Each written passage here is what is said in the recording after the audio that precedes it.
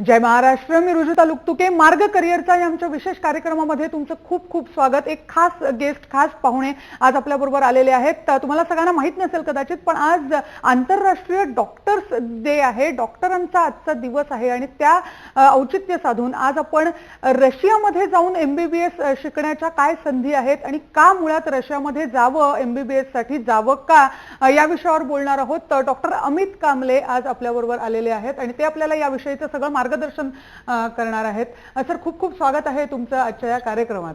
आणि सगळ्यात आधी म्हणजे आपण म्हणतो आहोत की रशियात आपल्याला जाऊन MBBS करायचं आहे. मग रशिया का?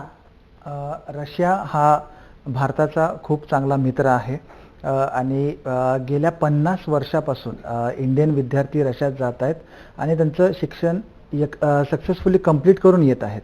शिवाय रशियाला जाण्यासाठी कुठल्याही प्रकारचं डोनेशन नाही आहे किंवा कॅपिटेशन फीज नाही आहे. CETची गरज नाही आहे, त्याचप्रमाणे NEETची देखील गरज नाही आहे. सगळे जे युनिव्हर्सिटीज जे रशियामधले आहेत ते गव्हर्नमेंट मान्यताप्राप्त युनिव्हर्सिटीज आहेत आणि WHO मान्यताप्राप्त हे युनिव्हर्सिटीज आहेत आणि इंग्लिश मीडियममध्ये विद्यार्थ्यांना शिकवलं जातं. म्हणून ज्यांना CETमध्ये किंवा नीटमध्ये ज्यांना अपयश येतं पण ज्यांना डॉक्टर बनायचं आहे त्यांच्यासाठी हा एक मार्ग आहे जे आपले विद्यार्थी निवडू शकतात. बरोबर. मग नेमकं, कारण मध्य युरोपमध्ये आता तुम्ही म्हणताय रशियामधल्या MBBSच्या संधी, मग नेमक्या कोणत्या विद्यापीठांमध्ये मुलं, भारतातली मुलं इंग्रजीत शिक्षण घेऊ शकतात? काय विद्यापीठ तुम्ही त्यांना सुचवाल? जनरली रशियामध्ये 52 असे युनिव्हर्सिटीज आहेत जे WHO म्हणजे वर्ल्ड हेल्थ ऑर्गनायझेशन, त्याचप्रमाणे मेडिकल काउन्सिल ऑफ इंडिया मान्यताप्राप्त आहेत. रशिया आपल्याला माहिती आहे की हा 3 पार्टमध्ये डिवाइड झालेला आहे. युरोपियन पार्ट ऑफ रशिया, त्याचप्रमाणे सायबेरियन पार्ट आणि एशियन पार्ट. सगळ्यात जास्ती इन्फ्रास्ट्रक्चर जे आहे ते युरोपियन पार्ट ऑफ रशियामध्ये चांगलं आहे. आम्ही जे युनिव्हर्सिटी सजेस्ट करतो त्या मॉस्को, सेंट पीटर्सबर्ग, कझान आणि निझनी. मॉस्को ही रशियाची पहिली राजधानी आहे, तिथं 3 युनिव्हर्सिटीज आहेत. त्याच्यानंतर सेंट पीटर्सबर्ग ही दुसरी राजधानी आहे. कझान ही रशियाची तिसरी राजधानी आहे, तिथं 2 युनिव्हर्सिटीज आहेत. कझान स्टेट मेडिकल युनिव्हर्सिटी आणि कझान फेडरल युनिव्हर्सिटी. आणि चौथी राजधानी आहे निझनी नोव्हगोरोड, तिथं निझनी नोव्हगोरोड स्टेट मेडिकल अकॅडमी. आणि इथं बरेच विद्यार्थी ऑलरेडी शिकत आहेत. शिकून भारतात येऊन त्यांनी त्यांचा वैद्यकीय व्यवसाय ऑलरेडी ते करत आहेत. म्हणून ह्या रेप्युटेड युनिव्हर्सिटीज आहेत आणि तिथं कसल्याही प्रकारची सिक्युरिटीची किंवा कसलीच प्रॉब्लेम्स नाही आहेत. म्हणून छोट्या शहरांमध्ये जाण्यापेक्षा कॅपिटल शहरांमध्ये शिकणं जास्ती बरं राहील असं मला वाटतं. बरोबर. तुमचा नंबर आणि तुमचा ईमेल आहे जो आपण TV स्क्रीनवर दाखवतोच आहोत. त्यामुळे प्रेक्षकांना हेच निवेदन आहे की तुम्ही संपर्क साधून अधिक माहिती जी तुम्हाला लागेल ती तुम्ही अवश्य कांबले सरांकडनं करून घेऊ शकता. पण आता तुम्ही ज्या या युनिव्हर्सिटीज बद्दल बोललात, आता आपल्याकडे सुद्धा हा खरं तर प्रवेशाचा मोसम सुरू आहे, जिकडे तिकडे ऍडमिशनचा मोसम सुरू आहे. मग रशियातल्या विद्यापीठातल्या ऍडमिशनसाठीच्या अटी काय आहेत? किती मार्कांची गरज आहे? इंडियन गव्हर्नमेंटनी जी एलिजिबिलिटी क्रायटेरिया ठेवलेली आहे ती आहे 50% marks in physics, chemistry and biology 12वी सायन्सच्या विद्यार्थ्यांसाठी. ही एलिजिबिलिटी नॉर्म आहे. त्याच्याशिवाय नीटची किंवा CETची कुठलीही गरज नाही आहे विद्यार्थ्यांना. ओके, नीटची गरज नाही आहे. तुम्ही फक्त 12वी सायन्स, 12वी मार्क्स जर तुम्हाला 50% अँड अबाव मार्क्स असले तर तुमचा प्रवेश तिथे आपण फायनलाइज करू शकतो. नक्की नक्की. बऱ्याचदा काय होतं अलीकडे, कारण आपल्याकडे CET, नीट या परीक्षांचं इतकं डोक्यावर प्रेशर असतं विद्यार्थ्यांच्या. परीक्षेसाठी मुलं ट्राय करणार, ती कठीण आहे असं समजून मुळातच 1-1 वर्षाची, 1-2 वर्षाची गॅप घेतात, परीक्षेची तयारी करतात, नंतर पुन्हा पुन्हा परीक्षेला बसतात. तर याबद्दल तुम्ही काय विद्यार्थ्यांना सुचवाल? गॅप घेणं किंवा नीटला किंवा CETला 1 वर्ष किंवा 2 वर्ष गॅप घेणं हा फार सेन्सिटिव्ह टॉपिक आहे किंवा आपल्याला इथं कुणाला हर्ट करायचं नाहीये. तरी देखील आपल्याला माहिती आहे की आपलं प्रायमरी एज्युकेशन हे 4थी पर्यंत असतं. Secondary education 5th to 10th आणि हायर सेकंडरी ज्याला आपण म्हणतो हे आपलं 11th आणि 12th आहे. म्हणजे 5वीत जो विद्यार्थी असतो त्याला ऑलरेडी माहीत असतं की 12वी झाल्यानंतर त्याला काय करायचे आहे, एक CET द्यायची आहे किंवा नीटची परीक्षा द्यायची आहे, ज्याच्याने त्याचं करिअर जे त्याला घडवायचं आहे ती ही एक्झाम दिल्याशिवाय त्याला करता येणार नाही. हे पालकांना देखील माहीत आहे. त्याचप्रमाणे जे कोचिंग सेंटर्स आहेत त्यांना माहीत असतं, त्याचप्रमाणे आपल्या स्कूल्सला माहीत असतं आणि कॉलेजेसला माहीत असतं. पण हे सगळं प्रेशर एका विद्यार्थ्यावर असतं की जर पास झाला तर जे स्ट्रीम किंवा जी लाईन त्यांनी सिलेक्ट केलेली आहे ऑफकोर्स तिथं त्याला ॲडमिशन मिळणार.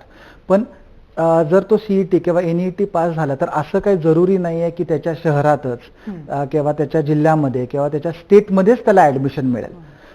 जे अपयशी ज्यांना अपयश येतं अशा विद्यार्थ्यांसाठी ही अपॉर्च्युनिटी आहे, कारण करिअर करेक्ट टाईमला स्टार्ट करणं खूप गरजेचं आहे. 1 वर्ष किंवा 2 वर्ष थांबून जर आपण बघितलं की 5वी पासून जर 12वी पर्यंतचा जर हा कालावधी बघितला की 7 वर्ष लागतात, म्हणजे ह्या फाउंडेशनच्या बेसिसवर हे रिझल्ट असतात. आणि आपण 1 वर्ष थांबलो किंवा 2 वर्ष थांबलो तर असा फारसा लगेच फरक पडणार नाही. मे बी 10% राईज होईल त्याचे मार्क्स किंवा 20% राईज होतील. तर माझं वैयक्तिक मत असं आहे की जर ही अपॉर्च्युनिटी आहे तर ही अपॉर्च्युनिटी विद्यार्थ्यांनी घ्यायला पाहिजे. आणि रशियाला जायच्या अगोदर हा सिमिलर पॅरलल पॅटर्न आपण इथं डिस्कस करू शकतो की 12वी नंतर आपल्याला माहिती आहे की MBBS इन रशिया जर करायचं असेल तर आल्यानंतर एक स्क्रीनिंग परीक्षा द्यायची असेल.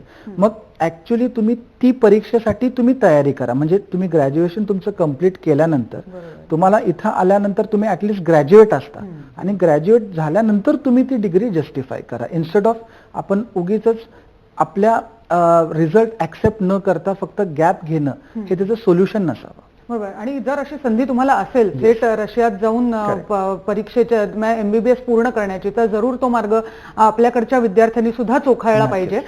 पण मग नेमकं जर रशियात आता मानसिक तयारी झाली, रशियात आपल्याला ऍडमिशन घ्यायची आहे, तर त्याची प्रवेश प्रक्रिया नेमकी काय असते आणि कोणता साधारण महिना असतो? आता जुलै महिना उजाडलेला आहे आपल्याकडे आजच, तर मग काय त्याची प्रक्रिया असेल? ऍडमिशन साधारण मे पासून स्टार्ट होतात, जे रिपीटर बॅचचे असतात, आणि जून आणि जुलैच्या मिड पर्यंत हे ऍडमिशन्स असतात, कारण सप्टेंबर महिन्यात कॉलेज स्टार्ट होतं. प्रवेश प्रक्रिया अवघड नाहीये पण लेंदी आहे, कारण ऍडमिशनचं ऍप्लिकेशन केल्यानंतर आपल्याला पासपोर्ट याला अंदाजे 1 महिना लागतो. त्याच्यानंतर 1.5 महिना आपल्याला, म्हणजे 45 days for the visa papers, आणि विजा पेपर्स झाल्यानंतर 7 दिवस आपल्याला विजा याला लागतो, आणि त्याच्यानंतर तिकीट. म्हणजे ऍडमिशन झाल्यापासून विद्यार्थी रशियाला डिपार्ट होण्यापर्यंत अंदाजे 3 महिने लागू शकतात. म्हणून जेवढा लवकर आपण आपलं ऍडमिशन कन्फर्म करतो तेवढा बेटर आहे. आपण सप्टेंबरमध्ये त्या करेक्ट टाइम मध्ये जेव्हा विद्यापीठ चालू होतो तेव्हा आपण तिथं पोहोचू शकतो. बरोबर. एक छोटासा उपप्रश्न आहे याच संदर्भातला, ते म्हणजे आपल्याला 12वीचा निकाल हातात आल्यानंतर आपण ही सगळी प्रक्रिया सुरू करणार असतो की त्याच्या आधीच त्यांनी तुमच्यासारखे जे मार्गदर्शक आहेत त्यांना येऊन भेटणं योग्य? नाही, 12वी रिझल्ट झाल्यानंतर, 12वीचा रिझल्ट ऑलरेडी लागलेला आहे. सो जर तुम्हाला 12वी सायन्समध्ये, फिजिक्समध्ये, केमिस्ट्रीमध्ये आणि बायोमध्ये जर तुम्हाला 50 आणि अबव्ह% मार्क्स असले आणि सायन्स ग्रुपमधून तुम्ही पास आउट झालेला असाल, अशांचे अवश्य आपण ऍडमिशन करू शकू. नक्कीच. आता पुढचा महत्वाचा खर्च, कारण परदेशात शिक्षण हे म्हटलं की सगळ्यात आधी जर काय आठवत असेल आपल्याला तर पैसे कसे उभे करायचे या गोष्टीसाठी किती प्रेशर पालकांना द्यायचं. मेडिकल फीज तर भारतात सुद्धा आपल्याला माहिती आहे किती जास्त आहेत. मग अशा वेळी जर रशियात तुम्ही जाणार असाल तर पैशाची तरतूद कशी करायची? जर बघायला गेलं तर बरेच इंडियन बँक्स लोन प्रोव्हाइड करतात. अंदाजे खर्च जर रशियाला बघितला तर इंडियापेक्षा खर्च जास्त लागत नाही. हा कमी खर्चात एज्युकेशन आहे, कारण रशियन गव्हर्नमेंट सबसिडीज प्रोव्हाइड करत असतं. त्याच्यामुळं एक सर्वसाधारण जर वार्षिक खर्च जर आपण पकडला तर अंदाजे 3.25 ते 3.5 लाख हे चांगल्या युनिव्हर्सिटीजमध्ये ही कॉलेजची फी, हॉस्टेल फी आणि मेडिकल इन्शुरन्स जो आहे अंदाजे 3.25 ते 3.5 लाख रुपये. आणि वैयक्तिक खर्चासाठी अंदाजे 6 ते 10 हजार रुपये वैयक्तिक खर्चासाठी, ज्याच्यामध्ये त्यांचं जेवण आलं, त्यांचं इंटरनल ट्रान्सपोर्टेशन आलं आणि मोबाईल रिचार्ज किंवा त्यांचा वैयक्तिक खर्च. म्हणजे जर पूर्ण आपण वर्षाचा खर्च पकडला तर अंदाजे आपल्याला 4 ते 4.25 लाख रुपये प्रत्येक वर्षाला लागू शकतात. आणि 6 वर्षाचा हा फुल टाइम कोर्स आहे. म्हणजे जर आपण पूर्ण कोर्सचा जर विचार केला तर अंदाजे 24 ते 25 लाख रुपये लागू शकतात.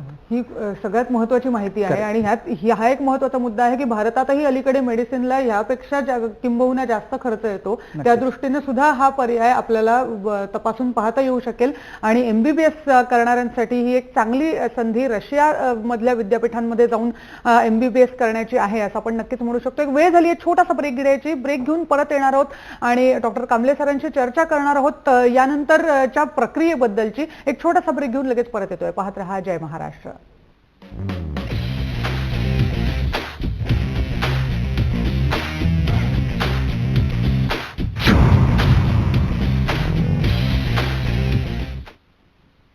आता येईल पाऊस आणि भिजून जाईल सारे गाव. कुठल्या तरी थेंबावर असेल माझे देखील नाव. नव्या पालवीसारखे नवे पाहुणे, थोडी मस्ती, थोडी गाणी आणि थोडी नौटंकी. पहा माझ्यासोबत मनचिंब पावसाने सीझन 4 फक्त जय महाराष्ट्रवर.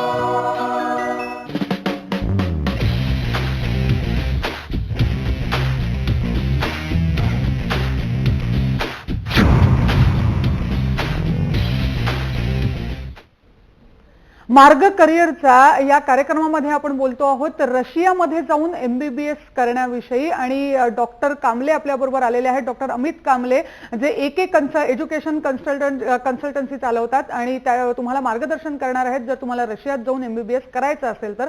लगेच पुढच्या प्रश्नाकडे जर मी वळते, कारण आत्ताची परिस्थिती या वर्षातली अशी आहे की नीट परीक्षा भारतात विद्यार्थ्यांना द्यावी लागणार आहे मेडिकल प्रवेशासाठी आणि लोक आता नीटसाठी आणि नीटच्या निकालांसाठी थांबलेले आहेत. तर अशा वेळी तुम्ही विद्यार्थ्यांना काय मार्गदर्शन कराल? त्यांनी तुमच्याकडे यावं का अशा वेळी? जर नीटमध्ये ते पास झाले तर ऑफकोर्स मी आपल्या चॅनलच्या माध्यमातून सांगू इच्छितो की जर इंडियात ऍडमिशन मिळत असेल तर ऑफकोर्स इंडियामध्ये तुम्ही ऍडमिशन घ्या. बट जर असं काय असेल की बाबा आता आम्ही ऍडमिशन रजिस्टर करतो आणि नीटचा निकाल लागल्यानंतर आम्ही रशियाला जातो, असं होऊ शकणार नाही. कारण जी मेंटल प्रिपरेशन असतं ते विद्यार्थ्याचं हालू शकतं. कारण आपण मेंटल प्रिपरेशन जेव्हा एका फॉरेनमध्ये जात असतो दॅट हॅज टू बी 100%. कारण थंडी आहे रशियामध्ये, त्याचप्रमाणे नवीन लँग्वेज आहे, नवीन कल्चर आहे. हे 7 दिवसात किंवा 10 दिवसात विद्यार्थी ऍडजस्ट करू शकणार नाही. आपल्याला माहिती आहे की नीटचा निकाल जो आहे हा ऑगस्टच्या अखेर मध्ये असणार आहे आणि आपल्याला माहिती आहे की रशियातले कॉलेजेस 1 सप्टेंबरला स्टार्ट होतात. म्हणून जर निकाल लागल्यानंतर की बाबा इथं नाही रिझल्ट लागला तर आम्ही आता रशियाला पाठवतो, हे फक्त रशियातच नाही कुठल्याच कंट्रीमध्ये हे फिजिबल नसणार आहे.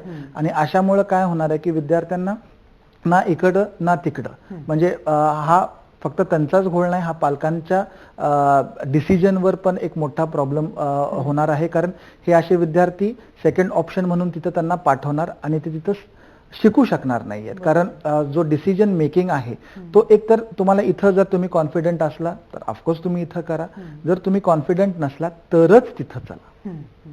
पूर्ण एक मानसिक तयारी झाल्याशिवाय तुम्ही हा निर्णय घेऊ शकत नाही.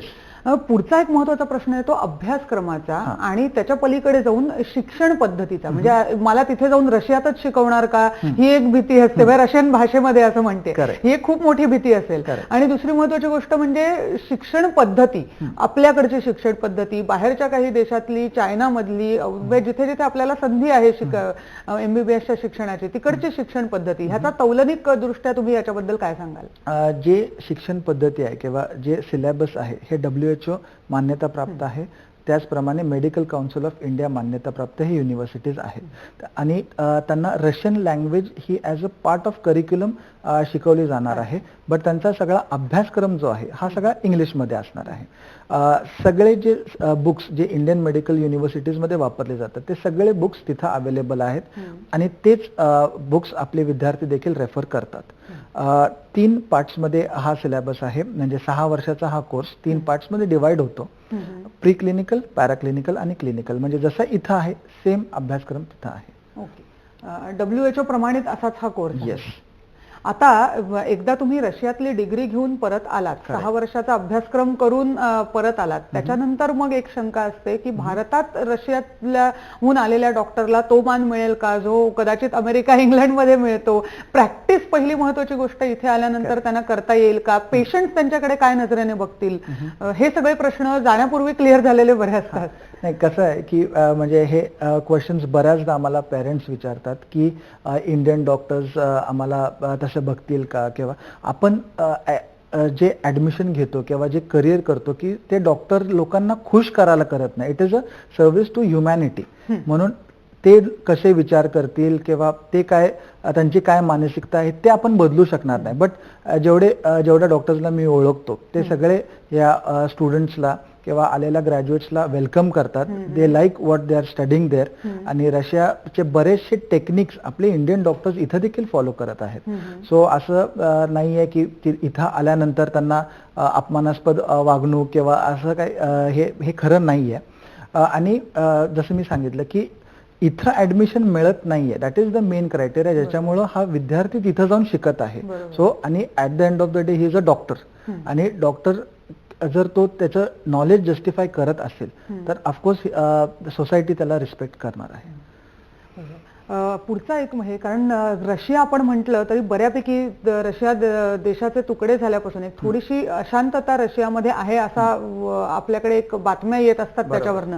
अलीकडेच आपण जर बघितलं तर स्मोलेन्स्क युनिव्हर्सिटीमध्ये विद्यापीठात एक दुर्घटना घडली होती आगीची, ज्याचं मीडिया कव्हरेज भारतातही पाहायला मिळालं. तर अशा सगळ्या गोष्टींमुळे सुद्धा थोडेसे पालक हे साशंक असू शकतील मुलांना रशियामध्ये पाठवताना. तर तुम्ही बऱ्याच विद्यार्थ्यांना आतापर्यंत पाठवलंय, तुम्ही स्वतः रशियात जाऊन आला असाल तर काय अनुभव तुम्ही तिकडचे घेतले आहेत सुरक्षेच्या दृष्टीने?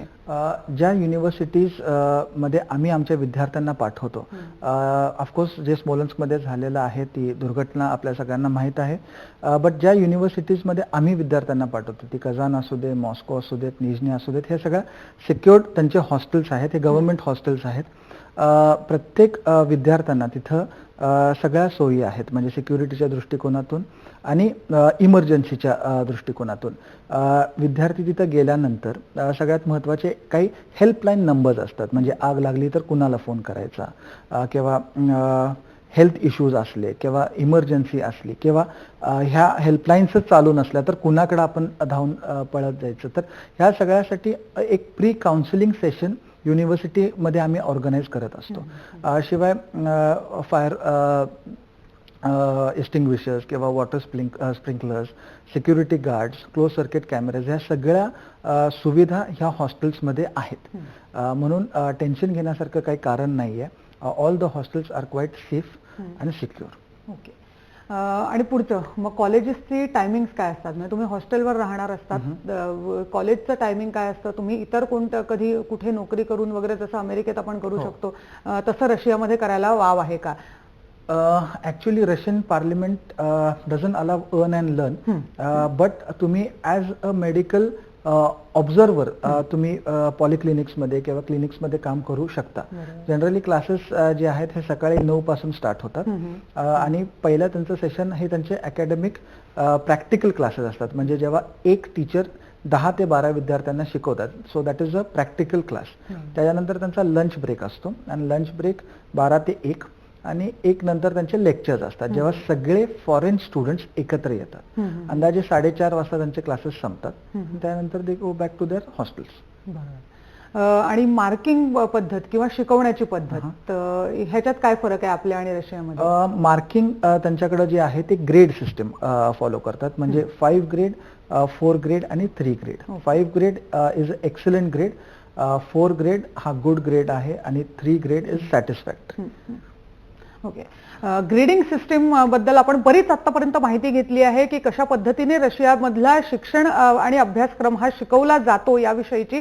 आता या पलीकडे जाऊन विद्यार्थ्यांची तिथे राहण्याची सोय कशी असते, जेवणाची सोय कशी असते, दुसऱ्या देशात राहून शिक्षण 6 वर्ष आपल्याला घ्यायचंय, त्या दृष्टीने काय आपल्याला तयारी करावी लागते, या सगळ्याविषयी आपण बोलणार आहोत. एक छोटासा ब्रेक घेऊन लगेच परत येतोय. पाहत रहा जय महाराष्ट्र.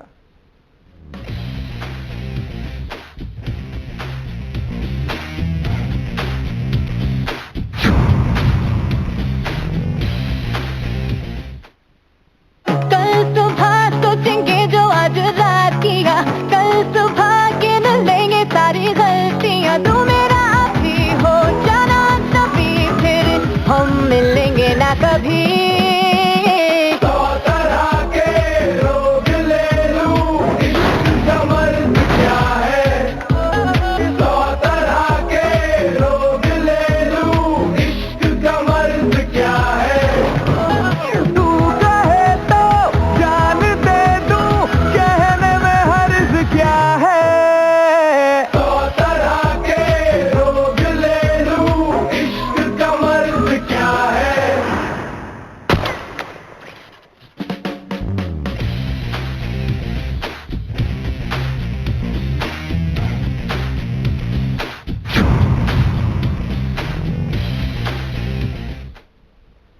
मार्ग करिअरचा मध्ये रशियामध्ये जाऊन MBBSचं शिक्षण याविषयी आपण बोलतो आहोत आणि डॉक्टर अमित कांबले याविषयी आपल्याला मार्गदर्शन करता आहेत. आतापर्यंत महत्त्वाच्या मुद्द्यांवर आपण बोललेलो आहोत. अभ्यासक्रम, शिक्षणक्रम, कधी सुरुवात करायची, प्रवेश प्रक्रिया कधी सुरू होते याविषयी आपण बोललोय. आता एक पुढचा टप्पा पुढे जाऊन जेव्हा भारतीय विद्यार्थी खरंच रशियामध्ये शिकायला जातो तेव्हा डॉक्टर अमित, विद्यार्थ्यांसाठी जेवणाची, मेसची ही सोय कशा प्रकारे करता येते आणि असते? जनरली ज्या युनिव्हर्सिटीजमध्ये आम्ही विद्यार्थ्यांना पाठवतो त्या युनिव्हर्सिटीजची मेस नाही आहे. प्रायव्हेट कंपनीज ज्या आहेत त्या मेस त्यांचे ऑपॉर्च्युनिटीज विद्यार्थी घेऊ शकतात. मेस ही जनरली महाग असते. तर पण ज्या विद्यार्थ्यांना तिथं जाऊन हे करायचं असेल तर मेसची फॅसिलिटी त्यांनी स्वतः कॉन्ट्रॅक्ट करावा लागतो. जनरली विद्यार्थी स्वतः जेवण बनवतात जे विद्यार्थ्यांना परवडतं. शिवाय युनिव्हर्सिटीच्या कॅन्टीन्स किंवा हॉस्पिटलच्या कॅन्टीन्समध्ये जर विद्यार्थ्यांनी त्यांचं जेवण घेतलं तर ते त्यांना सबसिडाइज्ड रेटमध्ये मिळू शकतो. शिवाय इंडियन रेस्टॉरंट्स, इंडियन कॅफेटेरियाज हे भरपूर सगळ्या डेव्हलप्ड शहरांमध्ये आहेत आणि त्याच्यामुळे ते तिथं देखील खाऊ शकतात. So we have multiple options of dining. मुळात आपल्याला रशियामध्ये जातोय म्हणजे एकटं वाटण्याचं काही कारण नाही. नक्कीच. पुन्हा एकदा थोडंसं ऍडमिशन बद्दल, म्हणजे स्क्रीनिंग कशा पद्धतीने होतं रशियन युनिव्हर्सिटीजमध्ये? जसं मी सांगितलं की 50% मार्क जर असले तर तुमचं ऍडमिशन तिथं होऊ शकतं. 3 जुलैला आमचा ऍडमिशन राऊंड आहे पुण्या या ठिकाणी. ऑफकोर्स तुम्ही तिथं येऊन तुमचे 10th, 11th आणि 12thचे मार्कशीट, त्याचप्रमाणे विद्यार्थी आणि पालक तिथं असणं आवश्यक आहे. म्हणजे ही काही महत्त्वाची कागदपत्र जी आता तुम्ही सांगितली आहेत, आपण टीव्ही स्क्रीनवर पण ती देतो आहोत, ती फॉलो करून तुम्ही आत्ताच याच आठवड्यात सुरुवात करू शकता. नक्कीच. आणि जेव्हा आपण तौलनिक अभ्यास म्हणजे विचार करणार असतो की रशियात जायचं की भारतात राहायचं, तेव्हा भारतातही अलीकडे आपण काही जाहिराती अशा बघतो की 9 लाखात MBBS करा, 12 लाखात MBBS करा आणि तुम्हाला ऍडमिशनची जवळजवळ हमी त्यांनी त्या जाहिरातीत दिलेली असते. तेव्हा अशा जाहिरातींबद्दल तुम्ही काय सांगाल? कारण तुम्ही अनुभव ऐकले असतील विद्यार्थ्यांचे. करिअर हे एकदाच करायचं असतं, 2दा 3दा तेच आपण करू शकत नाही. जसं मी सांगितलं की फीज ही प्रत्येक वर्षालाच भरली जाते. आपण एज्युकेटेड कम्युनिटी आहोत. जर आपण बघितलं की आपल्या गव्हर्नमेंट युनिव्हर्सिटीजमध्ये, आपल्या स्कूल्समध्ये, आपल्या कॉलेजेसमध्ये आपण असं कधी करतो का की पहिलीत विद्यार्थी घातला तर 10वी पर्यंत फी भरा, किंवा 5वीत घातला तर 10वी पर्यंत फी भरा, किंवा 11वीत घातला तर 12वी पर्यंत, असं पॅकेजिंग सिस्टम हे नसतं. प्रत्येक वर्षाची फी प्रत्येक वर्षालाच आकारली जाते. कोणत्याही चांगल्या युनिव्हर्सिटीमध्ये जर तुम्हाला शिकायचं असेल तर तिथून किती ग्रॅज्युएट्स पास आउट झालेले आहेत, त्यांचं रेप्युटेशन काय आहे आणि इंडियन स्टँडर्ड्स प्रमाणे ते युनिव्हर्सिटीची रँकिंग काय हे फार महत्त्वाचं आहे. आज बऱ्याचदा काय होतं की फायनान्शियल बॅकग्राऊंड ज्यांचं वीक थोडंसं असतं ते या जाहिरातींना बळी पडतात. कारण सांगताना कसं सांगितलं जातं की 9 लाखात MBBS आणि तुम्हाला फार तुम्ही 15 लाखात डॉक्टर. 15 लाखात आलेला डॉक्टरची क्वालिटी काय असणार आहे किंवा तो काय इन्फ्रास्ट्रक्चरमध्ये शिकणार आहे हे फार महत्वाचं आहे. बरोबर. आणि ही सगळी जी माहिती आहे रशियन युनिव्हर्सिटी बद्दलची ही तुमच्याकडे मिळू शकेल? नक्कीच. आता एक, कारण आपण हे सगळं बोलतो आहोत, रशियामध्ये आपला विद्यार्थी गेलेला आहे MBBS करण्यासाठी, शिकण्यासाठी, पण तिथे समजा काही कारणाने तो आजारी पडला, कारण तिकडचं एक्स्ट्रीम वेदर आपल्याला माहिती आहे रशियामधलं, तर त्या काय सोय आहे? आपण तातडीनं कम्युनिकेट घरी करू शकतो ना? आणि काय सोय आहे? ऑफकोर्स रशियामध्ये 12 महिने बर्फ पडत नाही. नोव्हेंबर पासून थंडी स्टार्ट होते. -15 ते -20 पर्यंत टेम्परेचर जरी असलं तरी सगळं सेंट्रल हिटिंग सिस्टमनी हॉस्टेल्स, क्लासरूम्स आणि त्यांचे ट्रान्सपोर्टेशन हे वर्क करतात. प्रत्येक विद्यार्थ्यांना हे एक मेडिकल इन्शुरन्स असतो, ज्याच्याने काय होतं, जर तो आजारी पडला तर he can invite a doctor at his room आणि त्याला तिथं फ्री ट्रीटमेंट दिली जाते. शिवाय विद्यार्थी गेल्यानंतर आम्ही त्यांना रजिस्टर्ड त्यांचे सिम कार्ड आम्ही त्यांना देत असतो रजिस्ट्रेशन झाल्यानंतर, so they can easily communicate with the parents. आणि हॉस्टेल्समध्ये वायफाय आहे, इंटरनेट आहे, तो स्काईपच्या माध्यमातून किंवा डायरेक्टली ते त्यांच्या पेरेंट्स बरोबर दररोज कम्युनिकेट करू शकतात. नक्की. जसं इतर सगळीकडे आपण ऐकतो तितक्याच सहजतेने रशियामध्ये या सगळ्या गोष्टी अवेलेबल होतात. बरोबर. आता शैक्षणिक वर्ष नेमकं कसं असतं? सप्टेंबरमध्ये सुरू होतं तुम्ही म्हणालात, मग त्याच्यानंतर सुट्ट्या कधी येणार, त्या किती दिवस येणार आणि कसं ते एक स्ट्रक्चर असणार? सेमिस्टर पॅटर्न आहे. पहिलं सेमिस्टर हे सप्टेंबर पासून असतं जानेवारी महिन्यापर्यंत. त्याच्यानंतर विंटरची 15 डेजची वेकेशन असते आणि 1 फेब्रुवारी ते 30 मे हे सेकंड सेमिस्टर असतं. जुलै आणि ऑगस्ट हे 2 महिन्याच्या सुट्ट्या असतात आणि त्या सुट्ट्यांच्या वेळेस विद्यार्थी इंडियात पुन्हा येऊ शकतात सुट्टीला. ओके. आणि एक ह्यातलाच एक उपप्रश्न, याचं कारण असं की तिथे गेल्यानंतर आपल्याला आपण थोडासा भारतीय कल्चरल ऍक्टिव्हिटी त्याच्याशी विद्यार्थी जरी झालो तरी आपण कनेक्टेड राहू इच्छितो.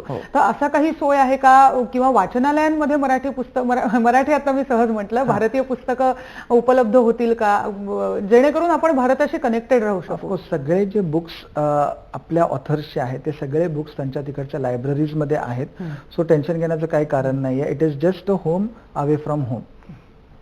आणि आपल्यासाठी म्हणजे तुम्ही जेव्हा मार्गदर्शन करता, मुलं तुमच्याकडनं रशियाला जातात त्यावेळेला एक सुरुवातीला थोडीशी भीती असते की मुलांना एकटं जावं लागेल, तिथे एकटं राहावं लागेल, तर अशी काही मदत सुद्धा तुम्ही विद्यार्थ्यांना देऊ करता का काउन्सिलिंग बरोबर? सर्व विद्यार्थ्यांसोबत मी पर्सनली जात असतो. आम्ही मुंबई या ठिकाणाहून निघत असतो आणि मी 6 महिने विद्यार्थ्यांसोबत रशियामध्ये असतो. तर कुठलेही विद्यार्थी एकटा जात नाही. त्यांच्यासोबत मी आणि आमची टीम ही त्यांच्यासोबत तिथं असते. त्यांना काही जर तिथं गरज लागली, so we are at their disposal. Okay. एक भारतीय माणूस तिथे त्यांच्या बरोबर असतो. नक्कीच. आता तिथे राहताना म्हणजे पुन्हा तोच की आपल्याला रशियन भाषेतनं लोकांशी संवाद साधायला लागेल, की तिथे भारतीय पेशंट्स असतात, भारतीय हॉस्पिटल्स असतात जिथे तुम्हाला एक प्रकारे विद्यार्थ्यांना ॲट इज काही करता येईल, काम करता येईल? पेशंट हे रशियन्स असणार आहेत, पण त्यांना ऑलरेडी जसं मी सांगितलं की कम्युनिकेशनसाठी रशियन लँग्वेज ही शिकवली जाते, म्हणून ते त्यांच्याशी कम्युनिकेट करत असतात.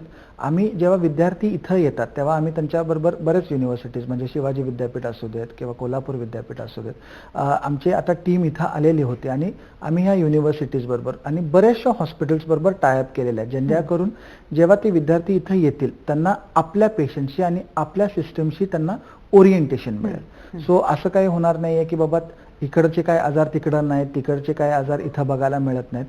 टोटली एक ओरिएंटेशन त्यांना इथं 6 वर्षामध्ये मिळेल ह्याची पूर्ण दक्षता आम्ही घेत असतो. बोलता बोलता वेळ कसा निघून गेला कळलं नाही, पण मला वाटतं बऱ्याच विषयांना आपण स्पर्श केला की रशियामध्ये MBBS करायचं असेल तर सुरुवात कशी करायची आणि तिथे गेल्यानंतर काय करायचं, परत आल्यावर कसं भारतात आपली प्रॅक्टिस ते सुरू करू शकतात, या सगळ्याविषयी बोललो. खूप खूप धन्यवाद. आज तुम्ही प्रेक्षकांना महत्त्वाच्या या विषयावर मार्गदर्शन केलं याबद्दल. आणि जसं मी म्हटलं, आता नीट परीक्षेचा निकालही विद्यार्थी बघता आहेत, त्यामुळे आत्ता ही एक सुवर्ण संधी आहे, हा एक योग्य वेळ आहे जिथे तुम्ही हा एक नवीन पर्याय तपासून पाहू शकता, रशियामध्ये जाऊन MBBS करण्याचा. मार्ग करिअरचा या कार्यक्रमात आज आपण इथेच थांबतो आहोत. एक नवीन विषय घेऊन पुन्हा तुमच्या समोर येऊ. पाहत रहा जय महाराष्ट्र.